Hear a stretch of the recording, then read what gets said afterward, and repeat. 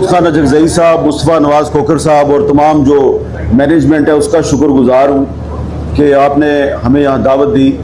जब जावेद हाशमी साहब ने जिक्र किया कायद आज़म का, तो मैंने रिक्वेस्ट की कि मुझे क्यों मिल गया है, तो इसलिए मैंने गुजारिश की कि मैं ज़रा पहले बात कर लेता हूँ।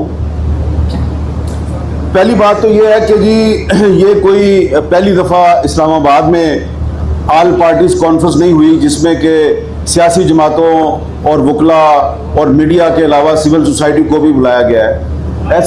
ऐसी बहुत सी आल पार्टीज कॉन्फ्रेंस जो है वो इस्लामाबाद में हो चुकी हैं। मैं बहुत ज़्यादा माजी में नहीं जाऊंगा। माजी करीब में मुझे याद है कि यहाँ पे जो बहुत से जोमा तशरीफ़ फरमा है, उनमें से कई जोमा 2016 में जो BNP की एक आल पार्टीज कॉन्फ्रेंस हुई थी उसमें मौजूद थे।